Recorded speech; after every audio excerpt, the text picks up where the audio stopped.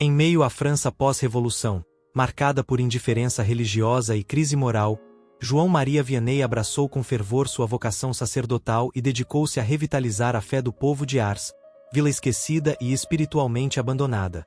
Seus princípios profunda humildade, devoção à Eucaristia, amor sacrificial pelas almas e dedicação ao sacramento da confissão foram encarnados na prática cotidiana. Quando passava até 16 horas por dia atendendo penitentes, vivia em extrema simplicidade e jejuava. Como oferenda de intercessão, tornando-se símbolo vivo da fé operante e da entrega radical ao serviço divino. Você conhece a história de São João Maria Vianney? Hoje você vai conhecer, sente-se e aproveite, pois você está no Sagrado Canal. Capítulo 1 O Nascimento e Juventude. João Maria Batista Vianney nasceu em 08 de maio de 1786 em uma pequena aldeia, Dardilly, que fica perto de Limonest, a 10 quilômetros ao norte de Lyon, na França. Era de origem pobre e humilde, foi o quarto filho de Mateus e Maria Vianney. Foi batizado no mesmo dia em que nasceu. No batismo recebeu o nome de João, ao qual acrescentou o de Maria por especial devoção a Maria Santíssima. Desde criança, demonstrava uma profunda tendência à espiritualidade e um intenso apreço pelo silêncio interior.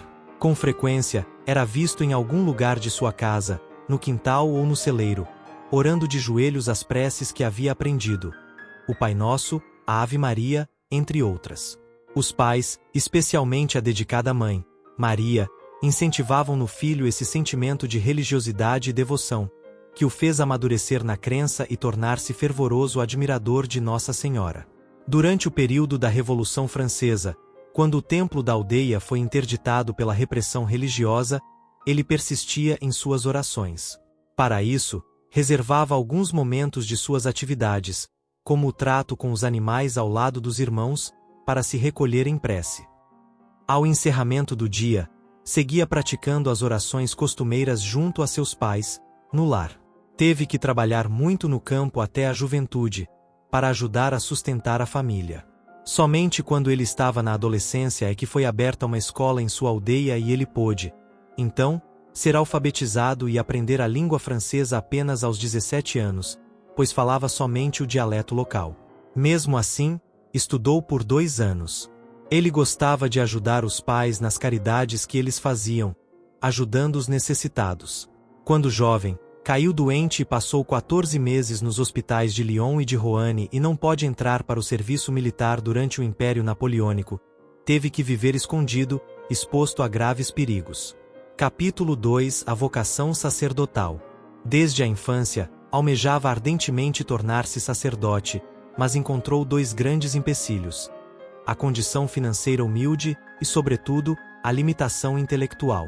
Em 1813, aos 20 anos, foi admitido no seminário de Santo Irineu, em Lyon. Todas as disciplinas que precisava cursar eram ministradas em latim. A dificuldade surgiu logo de início. João Maria não compreendia nada, e nas avaliações do primeiro mês obteve notas baixas, que levaram à sua reprovação embora essas notas não fossem definitivas. Ele persevera na tentativa de ingressar na congregação dos irmãos das escolas cristãs, mas é recusado pelos mesmos motivos. Em função disso, foi encaminhado novamente para École, a fim de aprofundar-se nos estudos de teologia com seu amigo, o padre Balley. Naquele período, o sacerdote passou a instruí-lo na língua francesa, idioma nativo de Vianney, e ao final do curso, ele realizou os exames em francês e obteve aprovação. Dessa forma, foi reintegrado ao seminário. Em 2 de julho de 1814, recebeu a ordenação como subdiácono. João Maria prosseguiu seus estudos na residência do amigo, padre Balley. Após a Batalha de Waterloo, quando os austríacos tomaram a região, João Maria seguiu a pé, devido à ausência de transporte, rumo a Grenoble. Lá, em 13 de agosto de 1815, foi ordenado sacerdote, aos 29 anos de idade. No dia seguinte, presidiu sua primeira missa.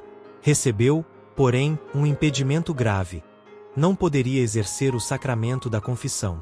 Seus superiores julgavam que ele não teria capacidade de orientar e dirigir a vida espiritual dos fiéis. Mal sabiam eles que estavam diante de um dos maiores confessores de toda a história da Igreja. Ao padre Vianney ninguém lhe fazia prognósticos animadores. Faltavam-lhe os apregoados dotes da razão que tanto faziam a grandeza dos séculos das luzes. Por essa razão, os padres estavam queixando-se ao bispo de Balley e pela mesma razão o bispo lhes responderá: não sei se ele é instruído, sei que é iluminado. Começou a sua vida sacerdotal como ajudante do bispo Balley. O bispo Balley continuou a dar ao padre Vianney os cursos de moral e teologia. Em dezembro de 1817, o estado de saúde do bispo Balley agravou e ele faleceu.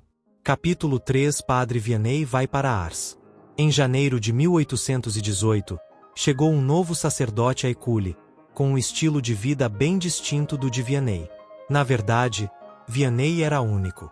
Além de sua natural simplicidade e verdadeira humildade, havia nele algo além do raciocínio comum, uma percepção elevada da vida, que aparecia nos conselhos que oferecia, na maneira de conversar com os outros, escutar suas dificuldades e apresentar soluções ou palavras de consolo.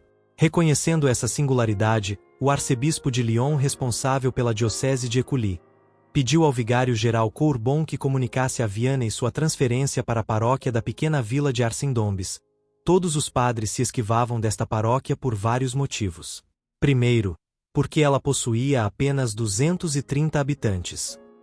Segundo, porque todos ali eram assumidamente não praticantes e famosos por sua violência. Ars era um vilarejo onde as tabernas viviam abarrotadas e a igreja estava sempre vazia. Brigas, roubos, rixas antigas e até assassinatos eram comuns por ali. João Maria Vianney, porém, aceitou a missão na obediência e foi para lá. Por isso, passou a ser chamado de o cura de Ars, expressão que significa cura de Ars. A palavra cura, no português arcaico, significa padre ou vigário. Portanto, cura de Ars significa vigário de Ars. Com uma população entre 200 e 300 pessoas, João Maria Batista Vianney chegou a Ars em 9 de fevereiro de 1818, uma sexta-feira, para assumir o cuidado de uma capela quase esquecida. Foi levado por uma carruagem, conduzida por um morador de École, que também transportou seus bens e uma coleção de 300 livros. Mesmo com pouca formação acadêmica, ele apreciava a leitura. Ao chegar à pequena vila, sentiu-se um pouco desorientado, pois a névoa encobria as moradias. A comunicação foi complicada, já que o garoto, Antônio Givre, não falava francês e o dialeto local era bem distinto daquele de École. Então, perguntou ao menino: garoto, onde fica Ars? Ele apontou com o dedo e respondeu: é logo ali. E João Maria Vianney lhe disse: você me mostrou o caminho para Ars, e eu lhe mostrarei o caminho para o céu. Essa previsão era marcante, embora revestida pelo estilo romântico da época. Profecia ou não, a verdade é que o jovem pastor Antônio Givre faleceu poucos dias após esse episódio. Um memorial em bronze, posicionado na entrada de Ars, eterniza aquele primeiro encontro. O sacerdote chegou à vila carregando grandes anseios e expectativas. João Maria Batista Vianney era modesto e, ao assumir a paróquia de Ars, devolveu parte da mobília à antiga dona, mantendo apenas o essencial. Sua alimentação era extremamente simples, apenas batatas cozidas. Mal podia imaginar os desafios que enfrentaria naquele lugar. Ars era diminuta em extensão, porém repleta de dificuldades. Diversas casas dedicadas ao jogo, à prostituição e aos vícios. Uma localidade mergulhada no paganismo. A capela permanecia vazia na maior parte do tempo. Em 1818, Arcendombes era uma caricatura cristã. A fé não era vista com seriedade. A capela estava sempre deserta, o povo não frequentava os sacramentos e o domingo era marcado por festas profanas. Aí ele dobrou seu tempo de oração. O padre Vianney se pôs a rezar, fazer jejuns e penitência. Visitava as famílias e as convidava para a Santa Missa. Ars começou a transformar-se. Alguns começaram a ir à capela. A Capela se enchia. Então o pároco fundou a Confraria do Rosário para as mulheres, e a Irmandade do Santíssimo Sacramento para os homens. Diante disso, Os donos dos bares e organizadores de jogatinas começaram dura perseguição contra o padre Vianney. Este chegou a dizer: "Ah, se eu soubesse o que é ser vigário, teria entrado num convento de monges." O povo começou a perceber que confessar-se com o cura de Ars, além do sacramento da confissão que, por si só, é uma graça infinita, era também um momento de discernimento de vida, de orientação, de verdadeira transformação. As orientações dadas pelo padre João nas confissões eram verdadeiras dádivas vindas do céu para curar os corações feridos, restabelecer a esperança, o amor e a confiança em Deus. Aquele tinha sido impedido de administrar o sacramento da confissão, tornará-se o maior confessor da história. Diariamente, filas enormes se formavam diante do confessionário da igreja e o padre João passava horas a fio atendendo a todos, muitas vezes, sem comer. Por muitas e muitas vezes, passou dias inteiros sentado no confessionário atendendo os corações aflitos em busca de orientação e libertação.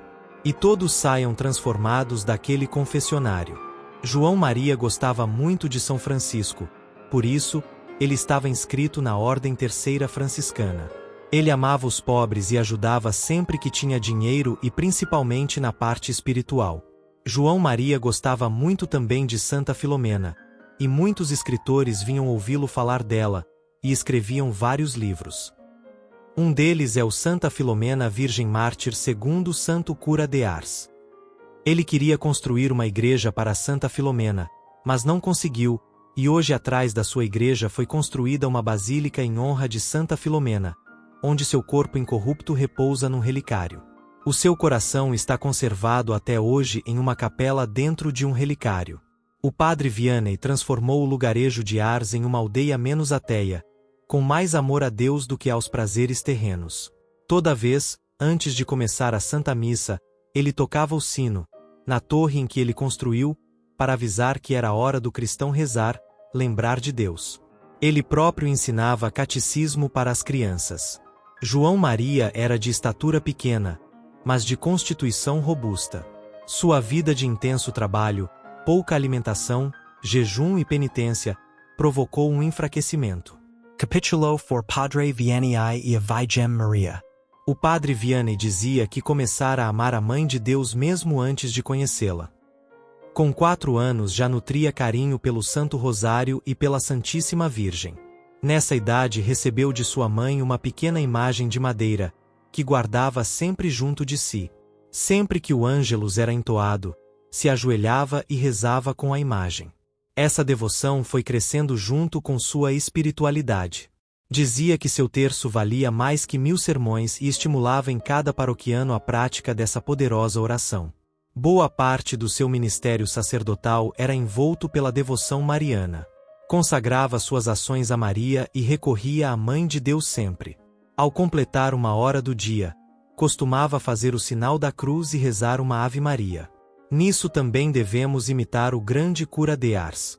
Pois ao mesmo tempo que pedia os carinhos maternais de Nossa Senhora, a imitava fornecendo a todos ao seu redor um carinho paternal.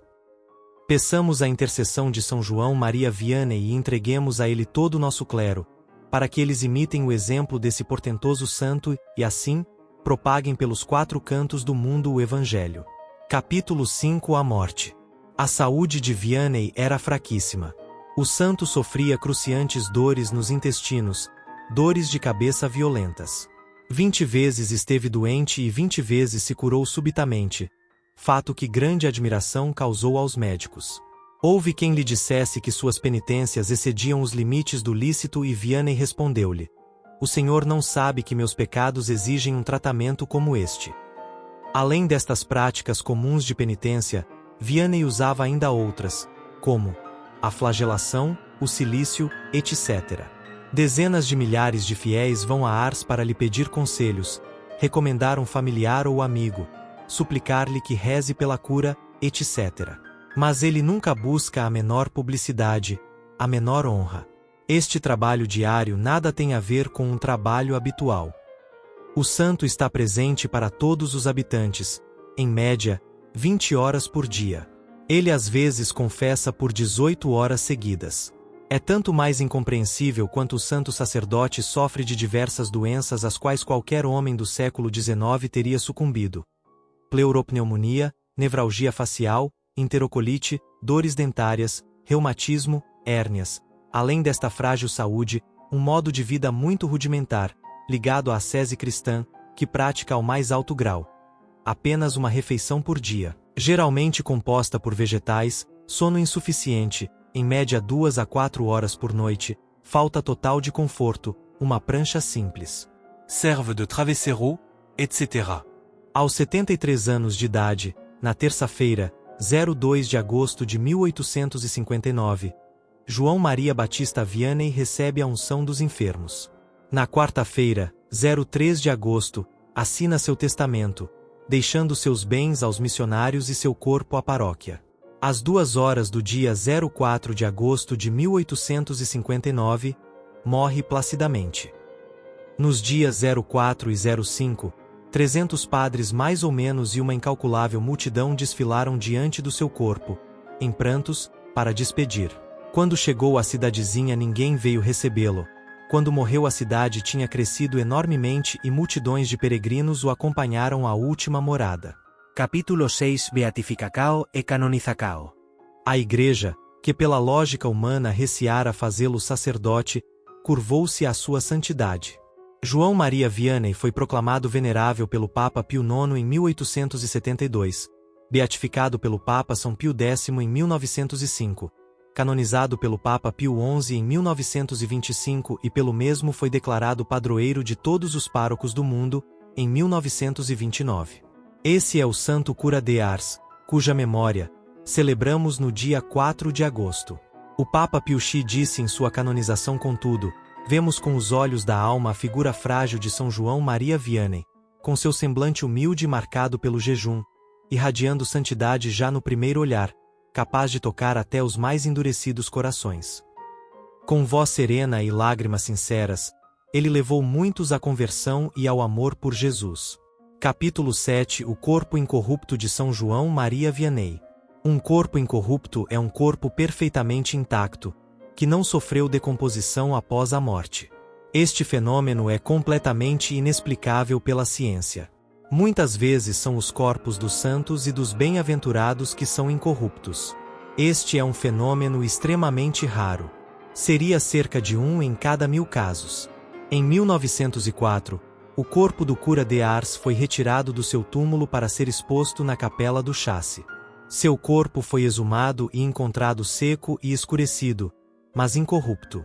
Seu coração ainda intacto foi removido e está exposto em um relicário em uma capela separada. Só depois da sua canonização, em 1925, foi planejada a construção de um túmulo para o coração do santo, proclamado em 1929 padroeiro de todos os sacerdotes do universo, como recorda a dedicatória gravada na verga da porta. São João Maria Vianney, rogai por nós. E você? Concorda que São João Maria é um grande santo?